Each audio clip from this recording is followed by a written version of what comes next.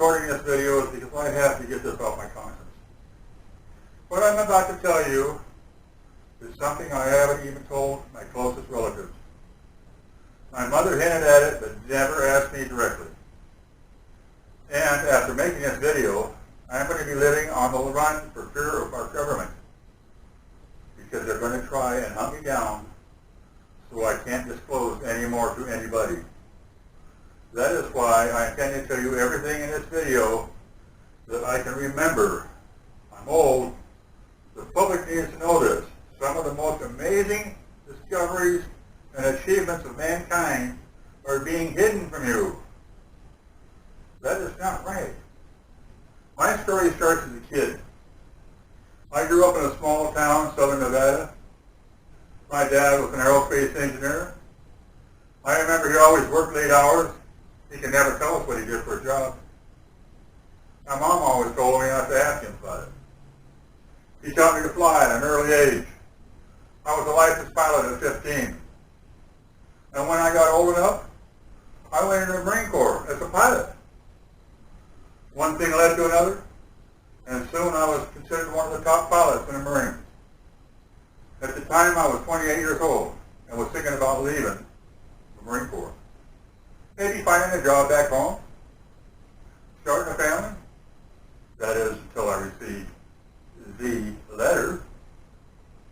I remember it said, classified, eyes only, on the envelope. And the only name on it was mine, Robert Miller. I opened the letter in private.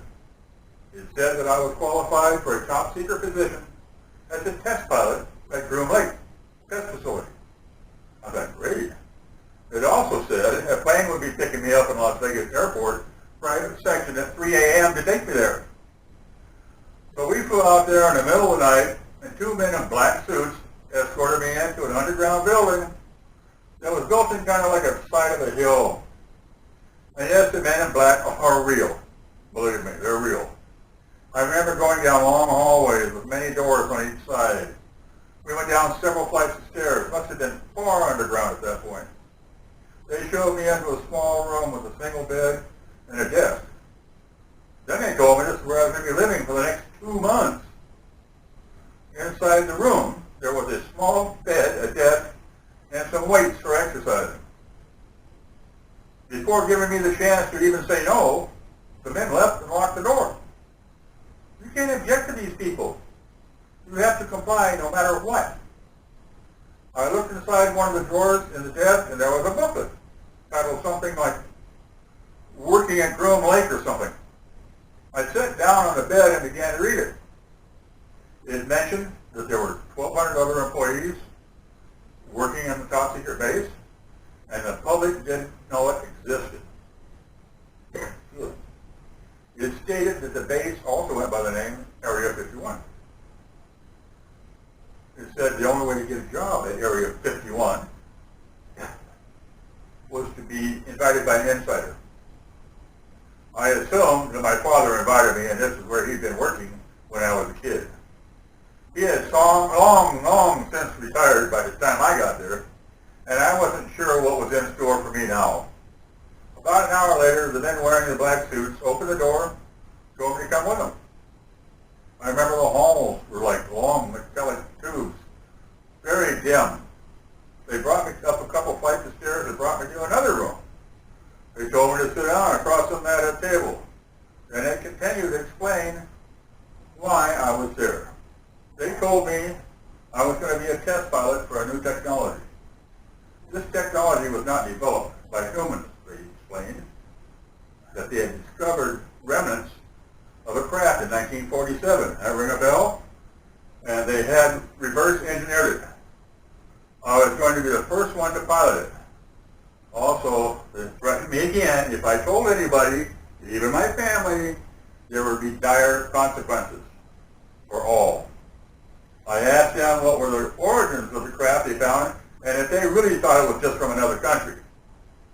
They told me not of this world, and the beings that engineered it were extra-dimensional. They said the beings were still alive and were being kept in an undisclosed location on a facility. My first test flight was tomorrow. I woke up early the next day, awaiting further instructions. A man came to my door and took to a large cafeteria where I ate breakfast with other dead pilots. I got to know other people on the base. Each section of the base was highly compartmentalized. You only met with people who were doing similar jobs. I was then taken into a room which they were to fit me with the gear needed to pilot the craft, my flight suit. A team of scientists wearing white suits measured me, took many, many tests, and they left me in a room alone. About an hour, two. I couldn't tell. There was no clocks or thing in there. So anyway, I put on a suit and was escorted to a large warehouse. Then I saw it. In the middle of this warehouse was a large disc-shaped craft. I would have estimated 50 feet from end to end, edge to edge.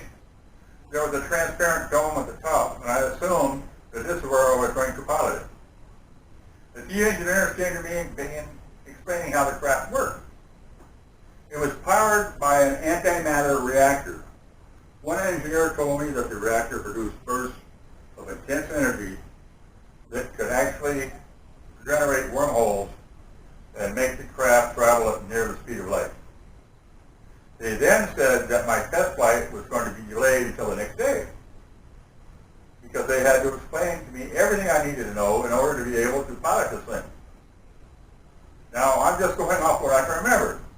There was a lot of specifics, gauges and things, but as I've gotten older, so I'm telling you as much as I can possibly remember.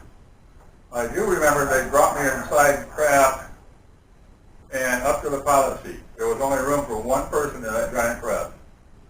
I looked around the cockpit and only saw a seat. No joystick, no steering wheel, no other controls, many odd-looking gauges, but no controls. There was, however, a helmet that I was going to be putting on. They told me that the craft was controlled telepathically. The helmet measured my brain waves and was to control the craft by simply thinking about it. After a hard night of trying to sleep thinking about this, morning came, and it was finally time to take the craft for the first test flight. They brought it out under a tarp and ordered everyone working on the base to go inside. They wanted to keep everybody not knowing about this secret technology to a bare minimum. The only people outside that witnessed the test flight were a few scientists, engineers, air traffic controllers, and a tower.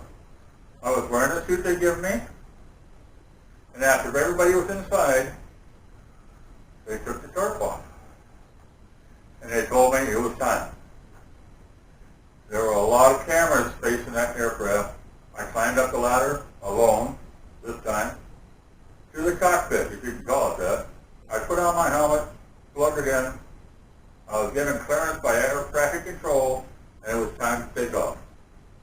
I was told to imagine the craft starting to float off the ground. But you know, it didn't work that way. Instead, I had to imagine that I was the craft, like part of it. I began thinking of myself floating off the ground, and I felt vibrations from the antimatter reactor below me as it started to fire up.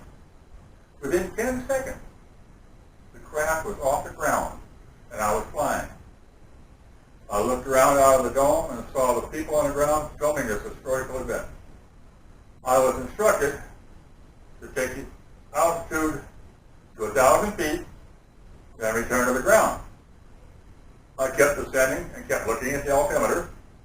Soon I was 500 feet off the ground. Then I felt the vibration of the engine stop. I glanced at the altimeter and realized that I was rapidly losing altitude. There was no ejection button or lever on this craft, so I was effectively helpless.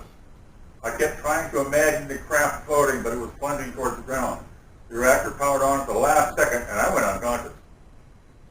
The next thing I knew, I was in a hospital bed. There were casts on my leg. Apparently, I was still at the base in their medical unit. A man wearing a black suit came in a room to explain to me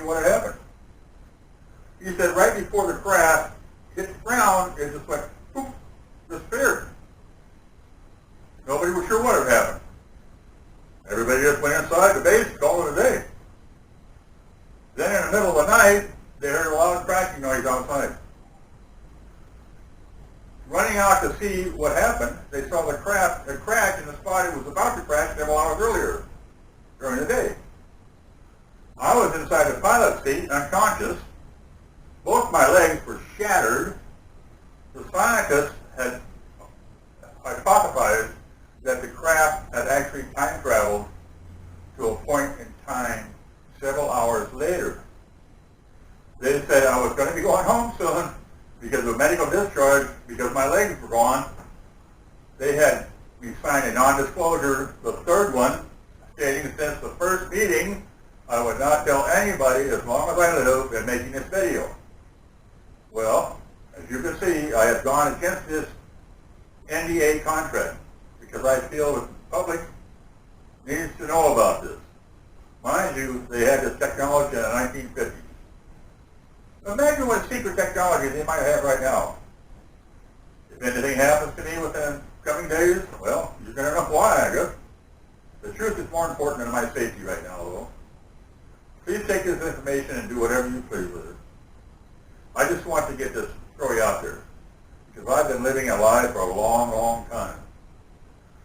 My sincere hope is that the story gets heard by as many people possible. Many of you are going to think I'm lying. But I'm not interested in talking to those people. I'm only speaking to those of you that will listen.